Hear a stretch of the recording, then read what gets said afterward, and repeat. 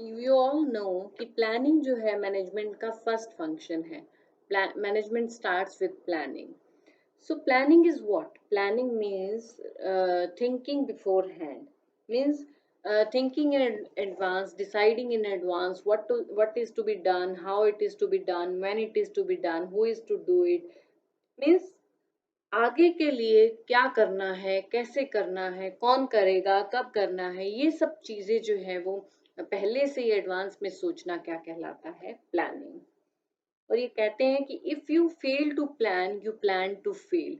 अगर आप प्लान नहीं कर पाते हो तो you are planning to fail. So it is very very important to make a good planning because planning is the foundation. Planning is the basic function जिसके ऊपर हमारे आगे के functions depend करते हैं, like organizing, staffing, directing and controlling. According to M.E. Harley, planning is deciding in advance what is to be done.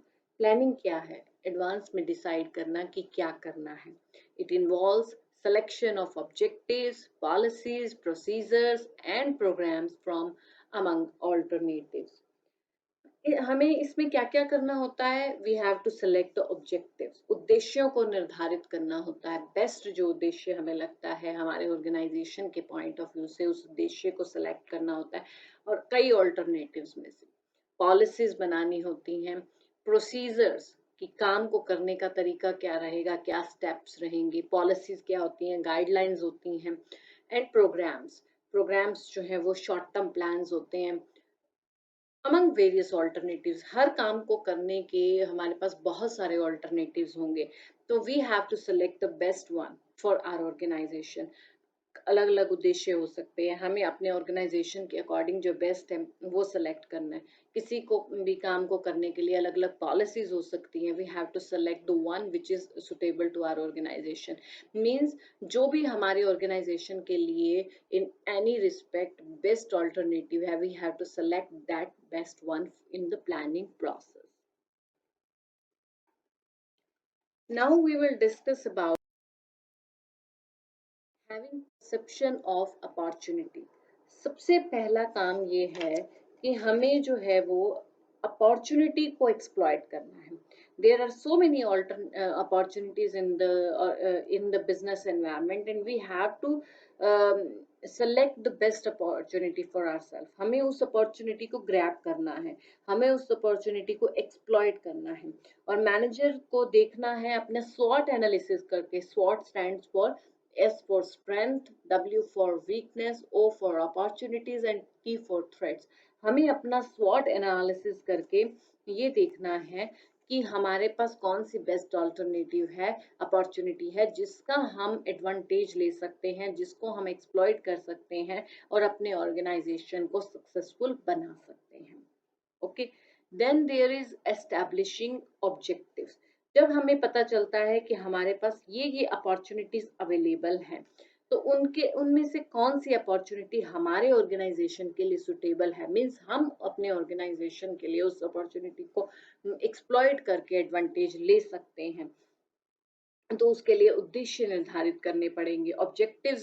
सबसे पहले तो पूरे ऑर्गेनाइजेशन का उद्देश्य निर्धारित होगा, ऑब्जेक्टिव्स डिसाइड होंगे. And then we will decide the objectives of different departments. अलग अलग डिपार्टमेंट्स के जो हैं वो ऑब्जेक्टिव्स निर्धारित करेंगे. ऑब्जेक्टिव्स जो है वो सेंट्रल पॉइंट होते हैं प्लानिंग का, because they are the end point where we want to reach. Objectives जो है वो बिल्कुल क्लियर होने चाहिए, डेफिनेट होने चाहिए, सिंपल होने चाहिए. एंड सभी ऑफिसर्स, एम्प्लॉयज सबको पता होना चाहिए कि हमारे उद्देश्य क्या हैं, ताकि सभी लोग एक ही डायरेक्शन में उन ऑब्जेक्टिव्स को अचीव करने के लिए कोशिश करते रहें. Then there is developing premises. इसमें क्या होता है कि हमें कुछ अजम्पशंस लेनी होती हैं फ्यूचर के रिगार्डिंग. हमें लिमिटेशंस देखनी पड़ती हैं कि हम जो है प्रीमिसेस, डेवलपिंग प्रीमिसेस. तो हमें कुछ जो है वो अजम्पशंस लेनी पड़ती हैं अपने ऑर्गेनाइजेशन के लिए. हमारे पास जो है वो दो फैक्टर्स होते हैं, एक्सटर्नल फैक्टर्स और इंटरनल फैक्टर्स, जो कि हमारे बिजनेस के ऊपर इम्पेक्ट डालते हैं. एक्सटर्नल फैक्टर जिस पे बिजनेस का कोई कंट्रोल नहीं होता. ठीक है. जैसे कि गवर्नमेंट की पॉलिसीज हैं या टैक्सेशन पॉलिसीज हैं या पॉपुलेशन में इंक्रीज हो रहा है, बिजनेस कंपटीशन है, we don't have control over that. और इंटरनल फैक्टर्स वो होते हैं जिनके ऊपर बिजनेस का कंट्रोल होता है, जैसे बिजनेस के फैक्टर्स हैं capital, labour, raw material, machinery etcetera. तो जिन पर हम कंट्रोल कर सकते हैं एटलीस्ट उन्हें जो है वो हम कंट्रोल करें, और जिन्हें हम कंट्रोल नहीं कर सकते तो उनके लिए तो हमारे पास कोई ऑप्शन नहीं है। सो उसके बाद है making a forecast. We make a forecast. Forecast होता है अनुमान लगाना, और ये सबसे इम्पॉर्टेंट है प्लानिंग में। जितनी अच्छी फोरकास्टिंग होगी उतना ही अच्छा हमारी प्लानिंग होगी। ठीक है, तो फोरकास्ट करना, एस्टिमेट लगाना future economic policy, industrial policy, taxation policy के बारे में, कि फ्यूचर में एनवायरनमेंट में क्या क्या चेंजेस आने वाले हैं, इंटरनल में, एक्सटर्नल में। तो वो उन चेंजेस के बारे में पूर्वानुमान लगाना। Then there is searching for alternative courses. किसी भी काम को करने के हमारे पास डिफरेंट डिफरेंट ऑप्शंस हो सकते हैं। मान लीजिए हमने फोरकास्ट किया कि जो है वो बिजनेस जो है हमारा अब आगे ग्रो कर सकता है, जिस फील्ड में है हम वो आगे ग्रो कर सकता है। तो बिजनेस को एक्सपेंड करने के भी कई तरीके हैं, कि जो प्रोडक्ट हम बना रहे हैं वही प्रोडक्ट में को हम एक्सटेंड करें, या हम अपनी प्रोडक्ट लाइन इंक्रीज करें, या हम जो है वो नई मार्केट में एंटर कर सकते हैं, या हम फॉरेन मार्केट में, इंटरनेशनल मार्केट में भी एंटर कर सकते हैं। देन इवेल्युएशन करेंगे, हम उनका मूल्यांकन करेंगे, मतलब उनके पॉजिटिव नेगेटिव इफेक्ट्स को देखेंगे। बहुत इन डेप्थ स्टडी की जाएगी कि कौन सा ऑल्टरनेटिव जो है वो हमारे लिए सुटेबल रहेगा।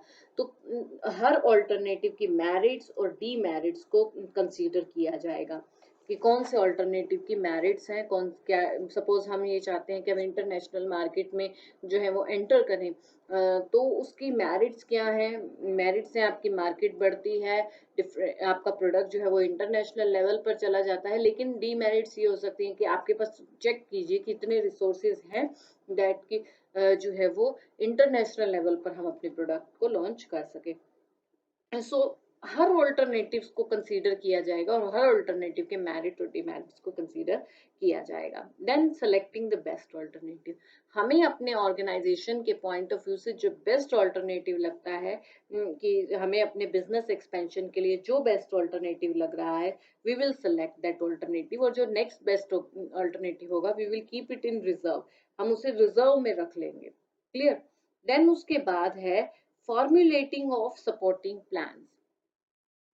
सबसे पहले तो एक मास्टर प्लान बनेगा और एक मेन प्लान बनेगा, लेकिन मेन प्लान को प्रैक्टिकल शेप देने के लिए बहुत सारे सब्सिडरी प्लान्स बनाए जाते हैं, सपोर्टिंग प्लान्स बनाए जाते हैं, ताकि जो है वो उन मेन जो हमने ऑब्जेक्टिव टारगेट डिसाइड किया है हम उसको अचीव कर सकें।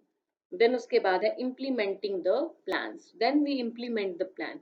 जो हमने प्लान्स बनाए हैं उन्हें फॉर्मुलेट करना, उन्हें प्रॉपरली इम्प्लीमेंट करना, जिस ऑर्डर में हमने डिसाइड किया कि इस ऑर्डर में हम इम्प्लीमेंट करेंगे, उस ऑर्डर में प्रॉपरली इम्प्लीमेंट करना, that is very important. Then उसके बाद है reviewing the plans. Last one is that we review the plans. Planning यहाँ पे खत्म नहीं हो जाती कि हम इम्प्लीमेंट कर दें, time to time we have to review the plans. Planning को चेक करते रहें, ताकि अगर उसमें रिवीजन की जरूरत है वो करने की जा सके, क्योंकि प्लान्स जो बनाए जाते हैं वो फ्यूचर को लेके बनाए जाते हैं, एंड फ्यूचर इज अनसर्टेन। तो जरूरी नहीं कि जो प्लान्स हमने आज बनाए हैं वो प्लान्स जो है वो 1 मंथ 2 मंथ्स के बाद भी जो है वो सस्टेन करेंगे। We may have to revise those plans. तो जब हम फीडबैक लेते रहते हैं और प्लान्स को रिव्यू करते रहते हैं, so we can make amendments in the plans accordingly. और फिर से वही बात हो जाती है, प्लानिंग जो है वो प्रोसेस फिर से स्टार्ट हो जाती है। फिर से हम देखते हैं कि क्या अपॉर्चुनिटीज हैं, ऑब्जेक्टिव्स को निर्धारित करते हैं। ठीक है। Then again the process goes on in this way. Planning is a continuous moving process, एक लगातार चलने वाली प्रक्रिया है। It's not so that it's a one time process कि एक बार की और end it ends, no. Until the time organization is running, planning will also continue. So planning is a continuous moving process which will go on with the during the lifetime of the organization. So this was all about planning and planning